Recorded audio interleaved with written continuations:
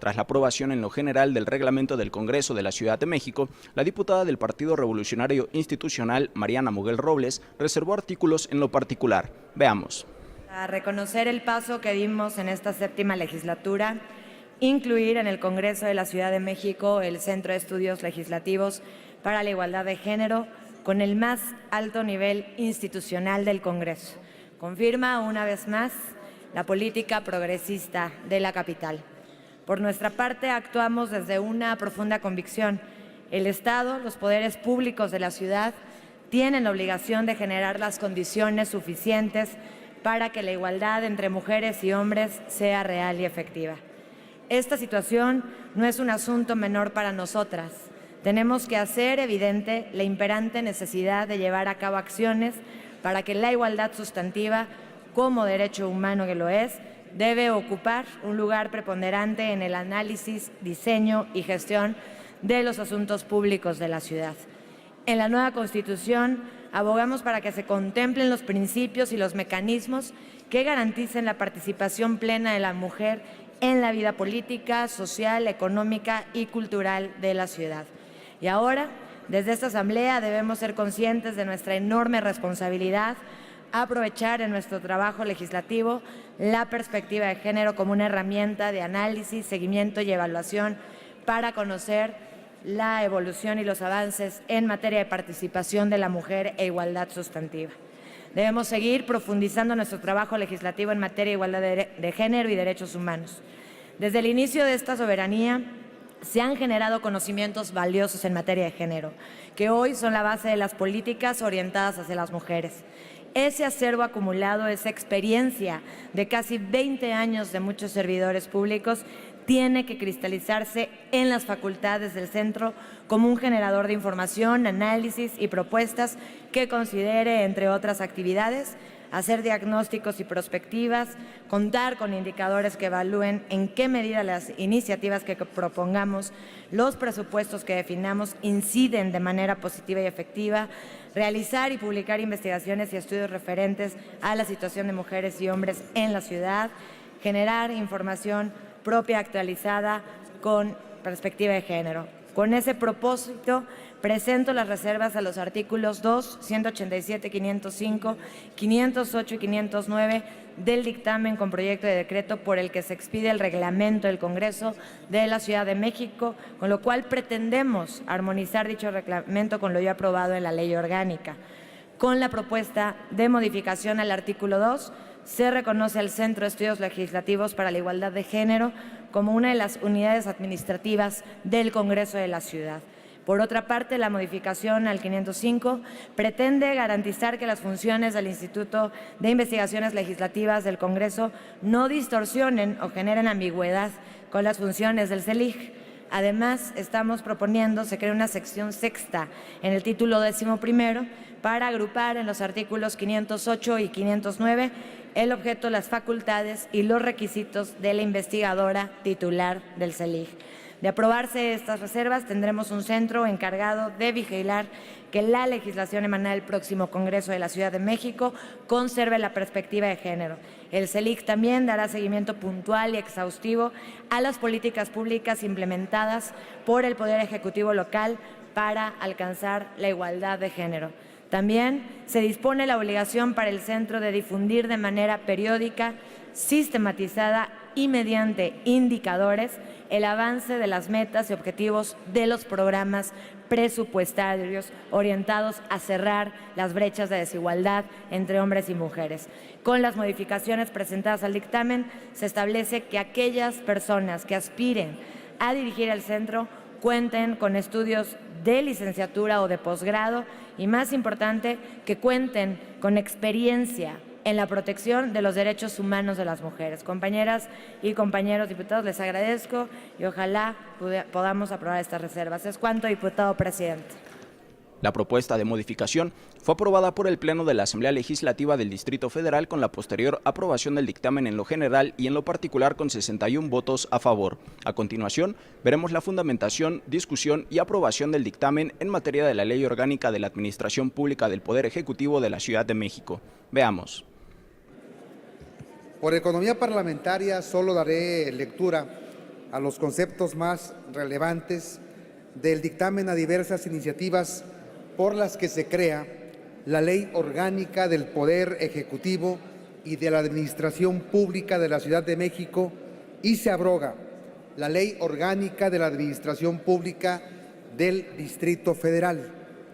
Con fundamento en lo dispuesto en los artículos 42, fracción 11 y 46, fracción primera del Estatuto de Gobierno del Distrito Federal, 10, fracción primera, 17, fracciones tercera y cuarta, 59, 60, fracción segunda, 61, fracción primera, 62, fracción segunda, 64, 89, 90 y 93 de la Ley Orgánica 1, 28, 29, 32 y 33 del Reglamento para el Gobierno Interior, 4, 5, 8, 9, fracción primera, 1, 50, 51, 52, 56 y 57 del Reglamento Interior de las comisiones, todas de la Asamblea Legislativa del Distrito Federal. Esta comisión somete a la consideración de esta honorable Asamblea Legislativa el presente dictamen al tenor de los siguientes considerandos. Esta Comisión de Administración Pública Local es competente para conocer y dictaminar lo relativo a las 6 iniciativas que fueron presentadas por los diputados y diputadas Luis Alberto Mendoza Acevedo, José Encarnación Alfaro Cázares, Vania Roxana Ávila García,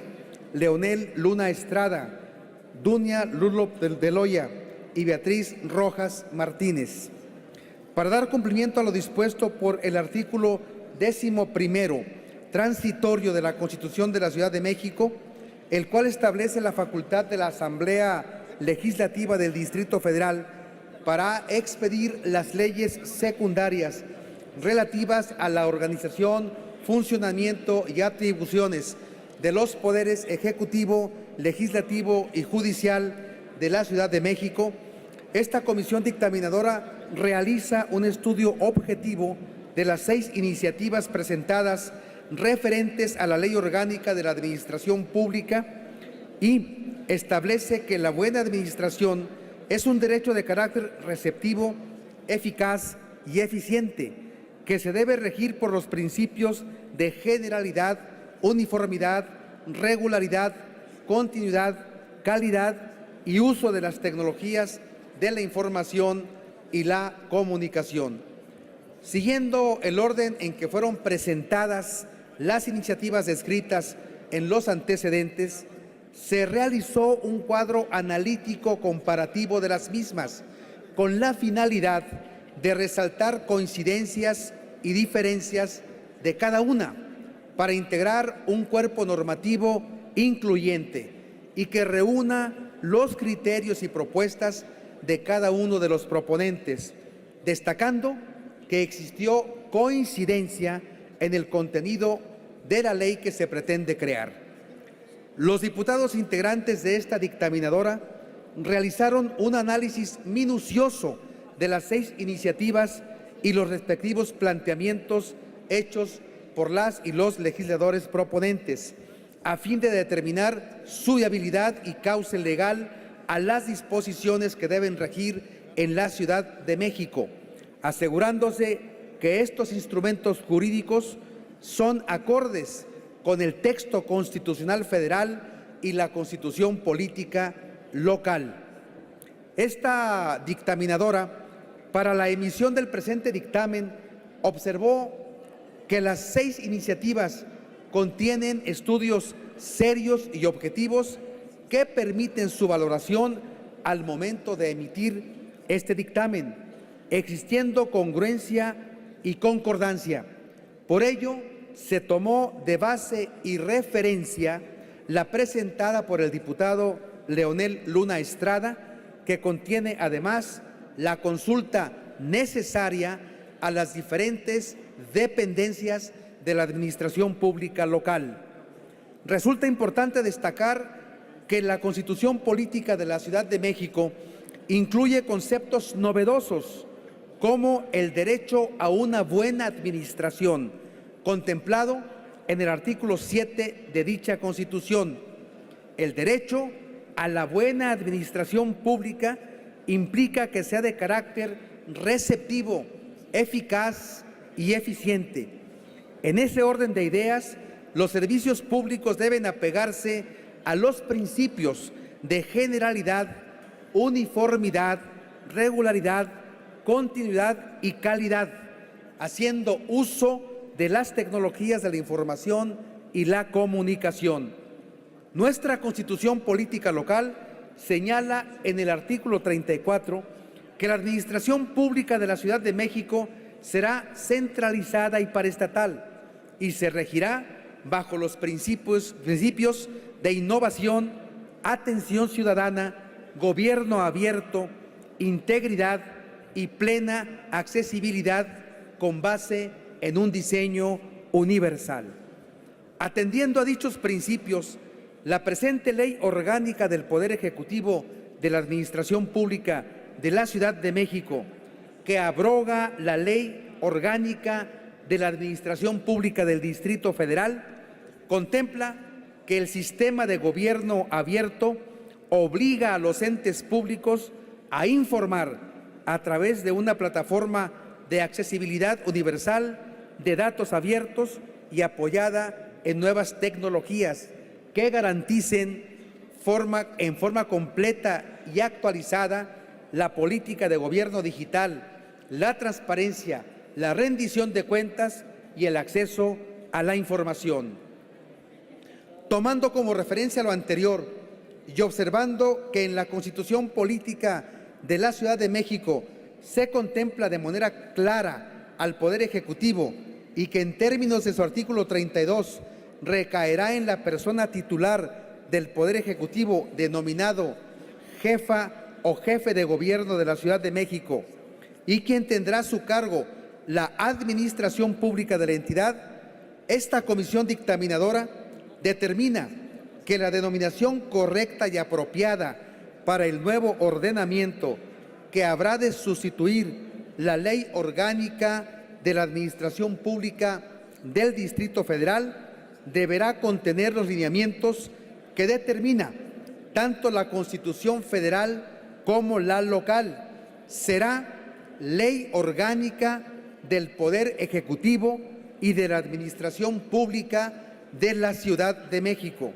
Ha llegado el momento de hacer una pausa. Le recordamos que nos puede seguir en redes sociales. En Twitter somos @CiudadTV212, en Facebook e Instagram CiudadTV 21.2. Volvemos.